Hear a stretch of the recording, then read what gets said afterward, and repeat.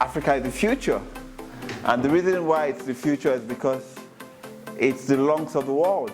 I mean, through Africa, we have the rainforest that protects the rest of the world when we talk about climate change. Africa is also very important because it's also, the demography is very young, so it's going to be the source of innovation, manufacturing, and of course, transformation for the future.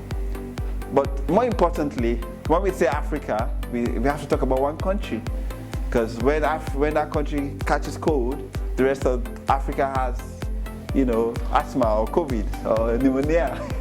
I'm talking about Nigeria, and we have in our midst people who are the center of gravity of making good decisions, from the central bank to a mortgage bank to Galaxy Backbone to Zenith Pension to Billard and the Nigerian Customs to the Federal Inland Revenue Services. Those are organizations at the cutting edge of transformation, especially as it leads to people's lives. So on that note, join me in welcoming our very illustrious Director of Finance and Resources from Royal Airforce Museum. Oh, thank you. I'm not quite sure how to follow that. There's obviously a lot of experience in the room and it's really good to see you all. So as Director of Finance and Resources at the museum, I look after not just finance with Nick, who's our Head of Finance here, but also the whole estate, the IT, the people, and also our fundraising as well. So that's part of my remit in my role. And you've asked me, I think, to say a little bit about how the museum has evolved and the lessons that we've learnt over the past few years. And I think for everyone, the worldwide over, it's been a very challenging number of years that we've all gone through difficulties as nations, and we've all, at a smaller scale in our organisations, had to adapt. So just to give you a little sort of sense of the journey that the RAF Museum has been on, back in 2018, it was the centenary of the Royal Air Force. So it was a really big year for the museum. And what we focused on then was an investment of £26 million in this site. So the site you see now was very different to the site in 2017 or 2016. And it was really about us modernising as a museum, modernising not just our landscape out here, but also the culture of the museum. So the museum was moving from an organisation which was very, very collections focused. So a focus on the big aircraft that we've got in our hangars that you've walked around and seen today. And what we did was we moved from the collection just being an engineering collection looking after the objects to also telling all of those stories. So the museum's transition around 2018 was moving from just looking at the collection and caring for it to telling all those amazing stories that the collection represents, and to also showing the diversity of those stories, the diversity of the Royal Air Force, all the connections and partners that the Air Force are working with. So that was the big focus of change. In 2019, so just to say on that, the three things to modernise the museum that we talked about with our CEO Maggie Appleton often talked about a three-legged stool. How if you've got a stool, it has to have three legs in order not to tilt over. So one of those was financial resilience. The other was caring for our collection and sharing the stories of our collection. And then the final bit was about actually being commercial. So the museum used to be a bit embarrassed about money, and in order to survive in challenging times, we have to not only tell brilliant stories, we have to generate income. So we are lucky enough to be supported by the government for a proportion of our income, but we have to generate a sizable proportion ourselves through our shops, through our events, through our fundraising. So that was a big journey, a big change of culture for the museum. And then in 2019, we re-looked at our strategy and we were thinking about the future. And this is our strategy 2030. So it seems like a long time ago when we thought about this, but we're getting through the years very quickly. And what we wanted to do is to make sure that we had the right vision for the museum to 2030. And this is where the tagline, inspiring everyone with the RAF story, the people who shape it and its place in our lives, that was when this really took form. And I think in terms of how the museum is changing and staying relevant, it's about the power of that vision. everybody can get behind it. It's not just about us nationally, it's about us internationally and globally, and telling the story of the Air Force and how it supports people across the world. So inspiring everyone with the RAF story was the key for us in 2019. We pulled together, this is available on our website if you want to have a look, 5 new priorities.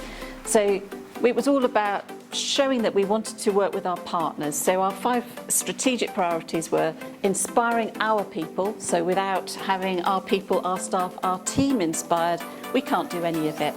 It was about working with partners, working with communities. So for example, during Centenary, we worked with our local community to transform this site. It's about inspiring debate, reflection, not shying away from the difficult stories, telling those difficult stories with the perspective of a historical perspective. It's also about making sure that we've got the basics in place. We were quite, when we delivered the Centenary project here, we were clear that we didn't have solid foundations in some respects, and we needed to work on those. And finally, my personal favourite is embedding an entrepreneurial culture that's agile and sustainable. So that was trying to see where were we in the moving on from Centenary, where had we got to, what do we need to focus on? And then we went into COVID, didn't we, in 2020. It's something that we hadn't, it wasn't on our risk register, but it's something we all had to deal with. And one of the things that we're really proud at the museum, I think, in terms of sort of adapting and changing and showing agility, is that we shut our sites and we moved online overnight, as many did. Hi there. And in doing that, I think all of our teams used that vision about inspiring people with the RAF story and said, well, how can we continue to do that while we're doing it online? And so our learning team, our education team, they developed programs that they delivered to schools online. Our collections team broadened our collections online platform so you can see our objects and hear their stories online. In terms of fundraising, we came up with a scheme called Adopt an Artefact, where you could still adopt something and fundraise and put a dedication on there. So we transferred overnight. We also had the practical things of paying our suppliers, continuing those relationships, and we did all of that digitally. So I think, you know, in answer to your sort of how are we evolving, we are being forced to evolve. As we worked during COVID, we're very proud as a museum that we were the first museum to reopen their doors. And one of the other things that we learned was it was all about working together. So our back of house team, who in finance, in the collections team, wanted to be right out front with our front of house team, because it was a scary time, stepping out into the world, liaising with, you know, welcoming our visitors. In order to give a warm welcome, all of our museum came together to our volunteers and our employees to welcome our visitors back to the site. So that was one of the things that we saw from Centenary, some benefits. The next evolution, if you like, were the financial challenges. Obviously, we had a lot of financial challenges during COVID, and then beyond that into the cost of living crisis.